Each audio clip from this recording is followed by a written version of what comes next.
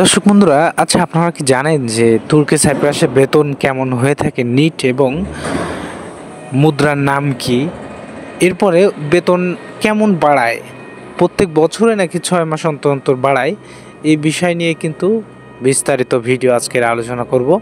যারা তুর্কি সাইপ্রাসে যাচ্ছেন বা যাবেন ভাবছেন তাদের জন্য কিন্তু একটা ইনফরমেটিভ ভিডিও। যারা নতুন দর্শক অবশ্যই চ্যানেলটি সাবস্ক্রাইব করে রাখবেন যাতে প্রত্যেক দিনের আপডেট মিস না হয়ে যায়।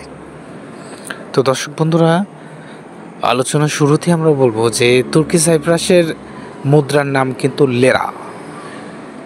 1 লেরা সমান বাংলাদেশি 3 টাকা 33 পয়সা আজকের রেট চলতেছে। তো তুর্কি সাইপ্রাসে কিন্তু স্যালারি অনেকেই জানেন যে ইউরোতে দেওয়া হয় এবং অনেকেও জানেন যে ইউএসডিতে দেওয়া হয়। আসলে আদেও কিন্তু এরকম হয় না, বেতনটা সম্পূর্ণ লিরা আপনাকে দেওয়া হয়।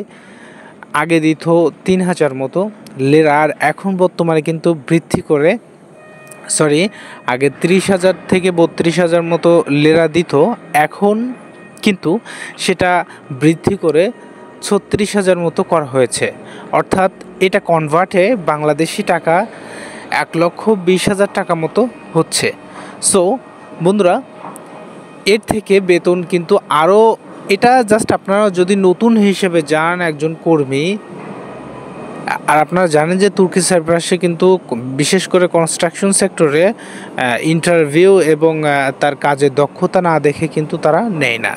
যারা ভিজিট ভিসায় বা এন্ট্রি ভিসায় যে ওখানে আছেন তাদের হিসাব আলাদা, কিন্তু যারা নতুন অবস্থায় গিয়েছেন তাদের জন্য কিন্তু স্যালারি এমন হয়ে থাকে।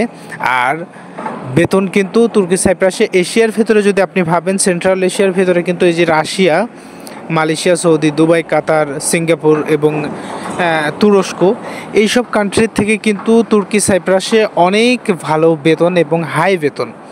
আর তুর্কি কিসের জন্য বলা হয়? তুর্কি একটা শাসিত রাষ্ট্র সাইপ্রাস।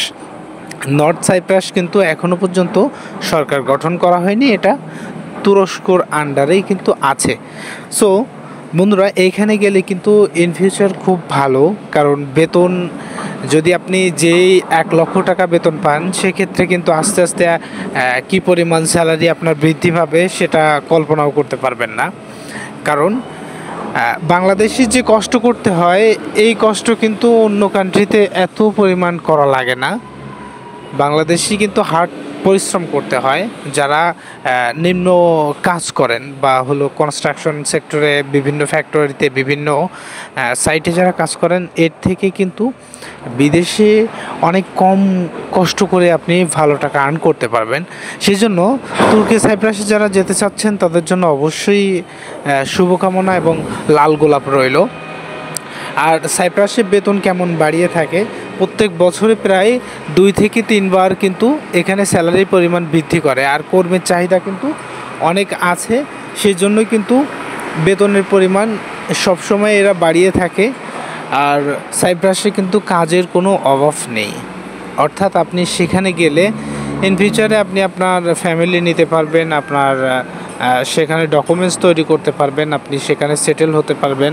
এবং অনেকে আছেন যে নদীপথে বা হাঁটা পথে তারা গ্রিস যেতে চায়, তো আপনারা এটাও যেতে পারেন। কিন্তু দেখা যায়, আমি বলবো না, কাউকে সাজেস্ট করবো না যে আপনারা যান, এইভাবে অবৈধভাবে যেতে গেলে অনেক কষ্ট, এবং যতটা সহজ আপনারা দেশ থেকে ভাবেন এতটা সহজ নয়, কারণ বিষয়টা অনেক ডিফিকাল্ট। এখানে যেতে কিন্তু অনেক সময় সাপেক্ষের বিষয় এবং অনেক পরিশ্রমেরও বিষয়। নদী নালার ভিতর দিয়ে কি দরকার ভাই, আপনি সেখানে যে এত এখানকার ছাড়া যে 1000 গুণ ভালো থাকবেন এরকম কিছু না। এখানেই থাকেন, এখানেই তো ভালো পরিমাণ একটা ইনকাম হচ্ছে। প্রত্যেক মাসে 1,00,000 টাকা মানে কি, বছরে 12 লাখ।